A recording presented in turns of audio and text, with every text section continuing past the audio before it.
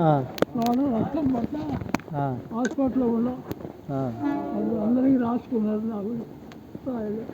మరి మీ వార్డు కౌన్సిలర్లో నేను అడిగితే రాస్తారు. అన్న 75 రాస్తే రాయలన్నారు. ఎందుకు రాయరు? రాస్తారు. ఇదిగో యేసుప్రభు పత్రం చదివించుకో. యేసుక్రీస్తు గొప్ప దేవుడు, మన కోసం ప్రాణం పెట్టి తిరిగి లేచారు. ఆయన త్వరలో రాబోతున్నారు. ఆయన రాజ్యమే కదా. మరి మీకు అన్నీ తెలుసు, మరి దేవుని నమ్ముకున్నారు మీరు?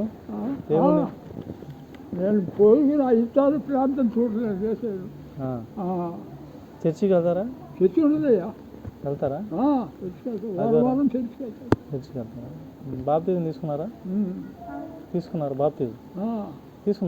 నేను తీసుకోలేదు. బాప్తిజం తీసుకోవాలి. బాప్తిజం తీసుకోకపోతే ఆయన రక్తంలో మనం కడగబడలేదు అనుకో, మనం ఉపయోగం ఉండదు. ఆ జన్మతహా వచ్చిన పాపాలు, శాపాలు, కర్మలు అనుభవించాల్సింది. ఆయన రక్తంలో కడగబడితేనే మనం పరలోక రాజ్యం వెళ్ళగలం, లేకపోతే వెళ్ళలేం. ఆయన ఒక మాట అంటాడు, నమ్మి బాప్తిజం పొందినవాడు రక్షింపబడును అంటాడు. నమ్మి బాప్తిజం పొందినవాడు రక్షింపబడును, నమ్మని వాడికి శిక్ష విధింపబడును అంటాడు. ఆయన నమ్మాలా, నమ్మి బాప్తిజం పొందాలా. తీసుకోండి, బాప్తిజం తీసుకోండి.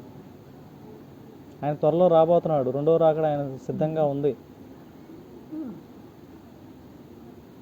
ఆయన తోడుగా ఉండి ఆయనే దగ్గర అన్నీ చూసుకుంటాడు. ఆయన తల్లిదండ్రుల కన్నా ఎక్కువ చూసుకుంటాడు ఆయన. ఆయన కృపేనయ్యా. తీసుకోండి బాప్తిజం పెద్దయినా.